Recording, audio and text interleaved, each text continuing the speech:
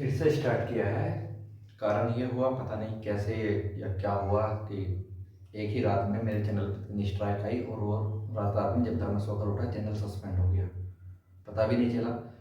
हालांकि ज़्यादा नुकसान मेरा नहीं हुआ क्योंकि चैनल मोनेटाइज ही नहीं था। मोनेटाइज छोड़ो, उस पर सब्सक्राइबर भी काफ़ी कम थे। लेकिन नुकसान जो हुआ वो मेहनत का रहा, क्योंकि मैंने जो अपने स्टूडेंट्स के लिए था एक बेसिक इलेक्ट्रिकल की सीरीज़ बनाई हुई थी, जो उसमें जो है बर्बाद हो गई है। वो नहीं देख सकता कोई भी, या उसको नहीं पढ़ सकते। यहाँ तक कि जो उन बच्चों के लिए बनाई थी उन्होंने भी वो प्रॉपर ठीक से उसको देख नहीं पाए। तो मुझे लगता है कि एक और कोशिश करनी चाहिए। आज मैं सर्च कर रहा था कि कोई मुझे यूट्यूब पे प्रॉपर पूरा चैनल मिले जो वहाँ पे ए टू जेड पूरी जेई की प्रिपरेशन हमको करा सके। हालांकि मेरा बैकग्राउंड इलेक्ट्रिकल का है तो मैं इलेक्ट्रिकल से रिलेटेड ही बात करूँगा कि मुझको इलेक्ट्रिकल में अगर जेई बनना हो तो मुझे जो है कहीं से प्रिपरेशन मिल सके। अब कोचिंग तो बहुत सारी हैं, वो कोचिंग कराती है, स्टडी मटेरियल देती हैं, ऑनलाइन पोर्टल देती हैं, लेके 5,000 से लेके आपको 2 लाख तक का बहुत सारी कोचिंग स्टडी मटेरियल मिल जाएंगे। कोचिंग मिल जाएंगे, स्टडी मटेरियल उनके सब मिल जाएंगे।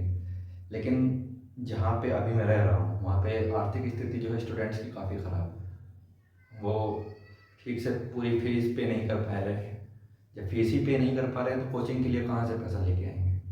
तो मुझे लगता है कि कुछ कोशिश करनी चाहिए कि अगर 10-20 भी नहीं, अगर एक दो की भी मदद होती है, अगर एक दो भी बच्चा जो है किसी तरीके से जॉब निकाल ले पाता है तो बहुत अच्छा रहेगा। कम से कम उसकी 3 पीढ़ी होती है। आपको पता है ना कि एक सरकारी नौकरी 3 पीढ़ी बेटर कर देता है, अपनी खुद की, अपने पेरेंट्स की, जो भी चल रहा है अपने बच्चों की, और रिटायरमेंट के टाइम पर अपने पोतों पोतियों की।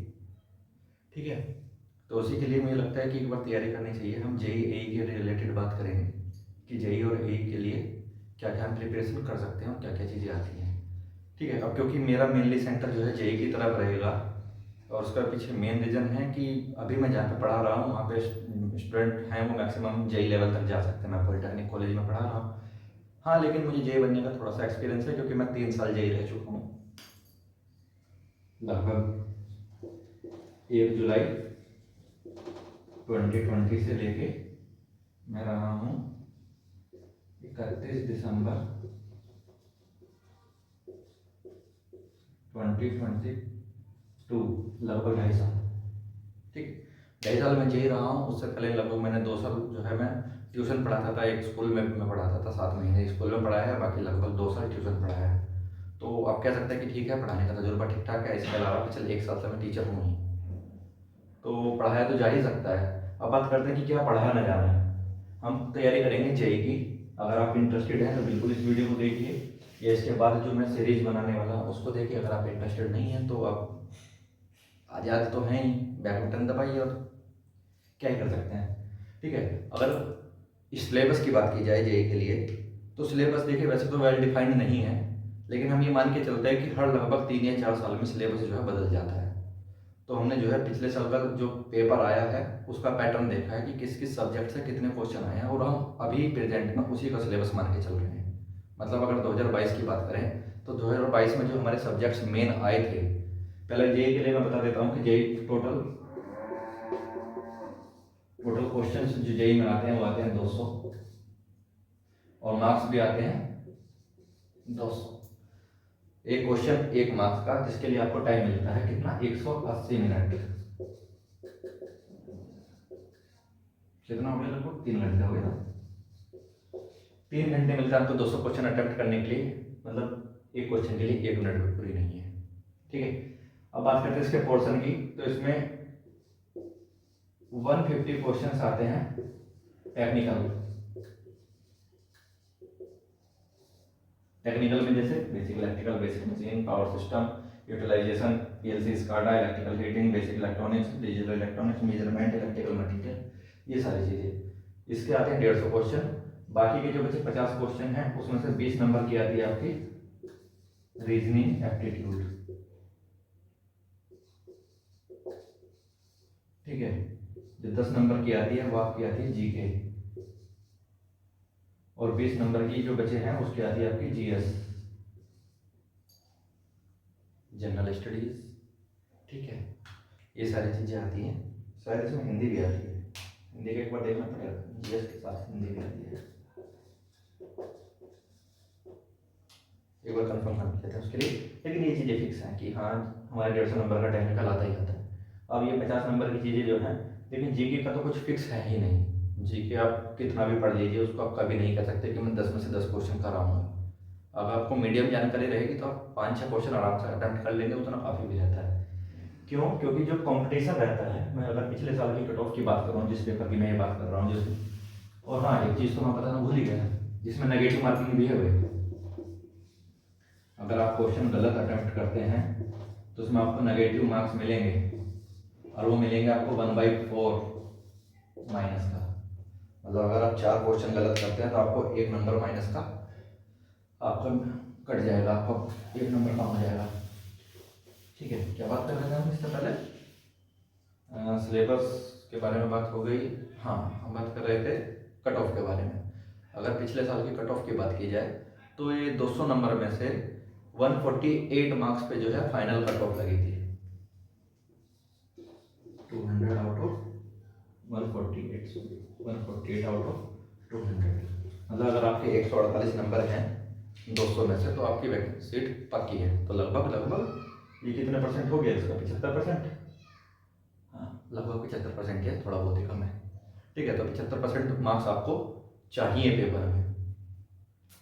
काफ़ी मुश्किल चीज़ होगी ना, क्योंकि मेन सब्जेक्ट हमारे यही हैं। अब उसमें से 75% लाना तो बहुत ही डिफिकल्ट जॉब हो गई। देखिए, ये तो सिर्फ यूपीपीसीएल जेईई की बात है, बाकी इसके अलावा भी काफ़ी सारे पीएसयूज हैं जो इलेक्ट्रिकल के लिए बने हुए हैं, जो इलेक्ट्रिकल के लिए वैकेंसी निकालते हैं। आप उनमें भी ट्राई कर सकते हैं। लेकिन ये मान के चलिए कि हर पेपर में आपको 70% तो लाना ही पड़ेगा। अगर 70% से कम लाते हैं तो आप नहीं जो है अपनी जॉब जो है सिक्योर कर सकते हैं। तो ज़रूरी है कि आप जो 70% तो जरूर ही लाएँ। अब 70% लाने के लिए आपको तैयारी भी तो 70 लगभग 90% के हिसाब से तैयारी करनी पड़ेगी, जब जाके आपके जो है 70% आएंगे। ऐसे तो आते नहीं है कि मजाक है जेईई जॉब। भाई मजाक होती तो थोड़ी ना इतनी सैलरी देती। पता है ना जेईई की बेसिक सैलरी 35,400 है, स्टार्टिंग बेसिक सैलरी जेईई की 35,400 है। उसके बाद उस पर डीए मिलता है। प्रेजेंट में 44% चल रहा है डीए। एचआरए मिलता है सिटी के हिसाब से।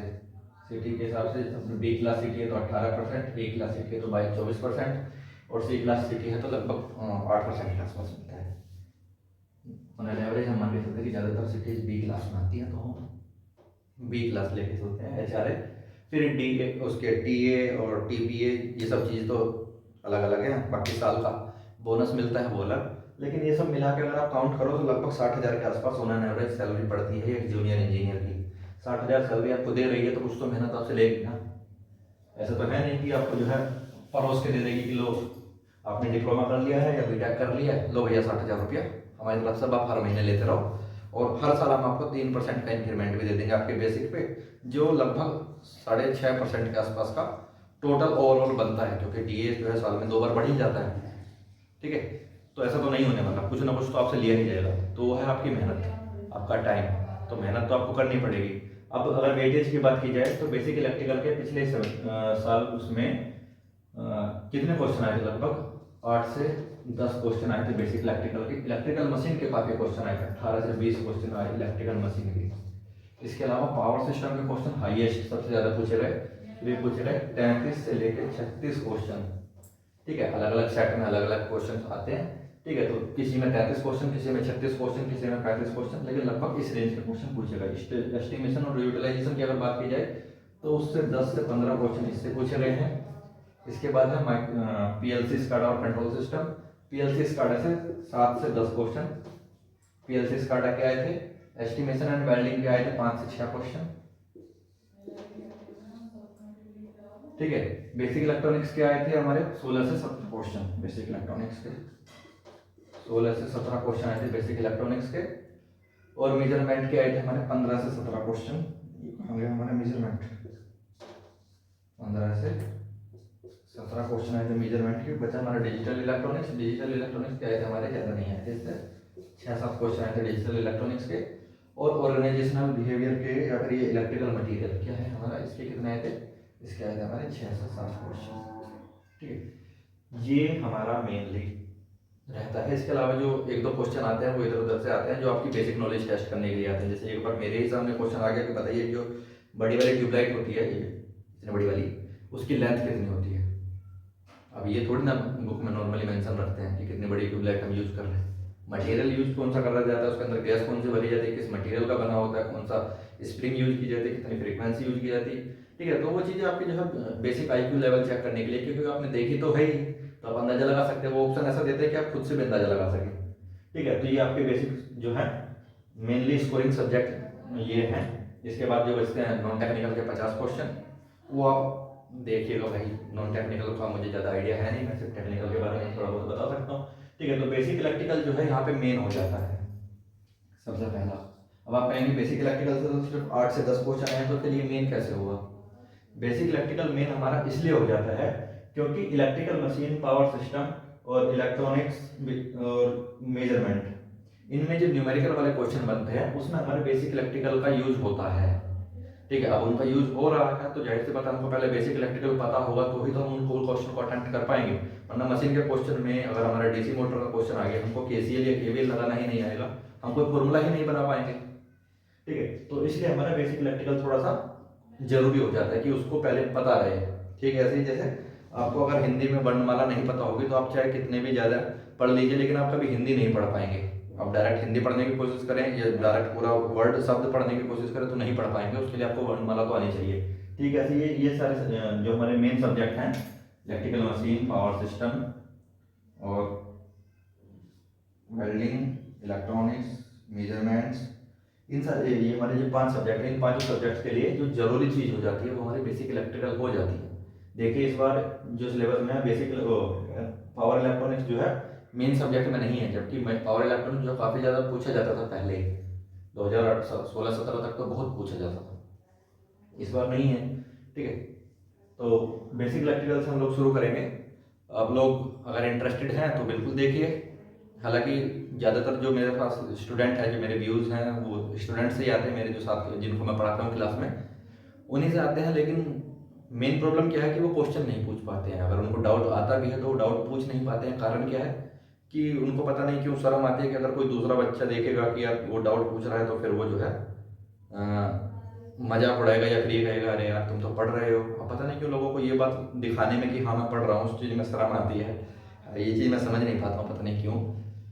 तो उसके लिए मैंने एक टेलीग्राम चैनल बनाया है, आप जो टेलीग्राम ज्वाइन कर सकते हैं। टेलीग्राम अगर आपको कोई भी डाउट है आप वहाँ पे पूछ सकते हैं। टेलीग्राम पर तो आप कुछ भी नाम रख सकते हैं जिससे ये भी नहीं पता चलेगा कि आपका नाम क्या, सीक्रेट आइडेंटिटी, और आप जो क्वेश्चन पूछ सकते हैं जो भी आपका डाउट है इलेक्ट्रिकल से रिलेटेड।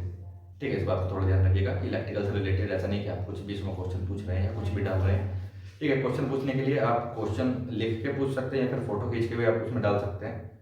ठीक है, अब उसमें काफ़ी अगर स्टूडेंट जुड़ेंगे तो फिर अगर किसी को आता रहेगा तो वो भी आपको सोल्यूशन बता देगा। इसके अलावा साथ ही साथ जो मुझे इंपॉर्टेंट क्वेश्चन लगेंगे वो भी मैं जो है क्विज के रूप में ग्रुप में डालता रहूँगा, जिससे जो आपकी प्रैक्टिस भी होती रहेगी प्रीवियस सब्जेक्ट्स की भी, और हम लगातार टच में भी रहेंगे पुराने सब्जेक्ट्स के। ठीक है, टेलीग्राम ग्रुप का लिंक मैंने जो है कमेंट में उसमें डिस्क्रिप्शन में पिन कर दिया है, आप वहाँ से देख लीजिएगा। इसके अलावा अगले वीडियो हम स्टार्ट करेंगे बेसिक इलेक्ट्रिकल का बारे में पढ़ना, और कोशिश करेंगे कि जल्द से जल्द जो है सारे सब्जेक्ट कवर किए जा सके। हालांकि सब्जेक्ट्स काफ़ी ज़्यादा हैं तो लगभग 6 महीने तो लगेंगे सारे सब्जेक्ट कवर करने में, लेकिन इस 6 महीने में हम हर सब्जेक्ट को पहले पढ़ेंगे, उसकी थ्योरी पढ़ेंगे। एक बार चैप्टर खत्म हो गया, एक चैप्टर खत्म होने के बाद उसके प्रैक्टिस क्वेश्चन अटेम्प्ट करेंगे एक वीडियो में, और उसमें जितने भी क्वेश्चन मिनिमम 20-25 क्वेश्चन हम अटेम्प्ट करेंगे। और प्रैक्टिस क्वेश्चन करने के बाद हम जो है एक क्विज देंगे हम लोगों को, मतलब एक क्विज जो है मैं प्रैक्टिस क्वेश्चन देने के बाद कराने के बाद आप लोगों को दूंगा, जिसमें आपको वो अटेम्प्ट करनी ही है। मतलब यार अगर टेस्ट नहीं करोगे तो पता कैसे चलेगा तुम लोगों ने कितना सीखा कितना नहीं सीखा। तो टेस्ट देना तो जरूरी है, बस ध्यान ही रखिएगा कि उसमें चीटिंग ना हो, क्योंकि अगर आप उसमें भी चीटिंग करेंगे तो आप अपने साथ धोखा करेंगे, क्योंकि उसके थोड़ी ना कोई नंबर कट रहे हैं या रिजल्ट में आपके नंबर कम आएंगे। ठीक है, तो कोशिश कीजिएगा क्विज में चीटिंग ना करें। बाकी मिलते हैं अगली वीडियो में।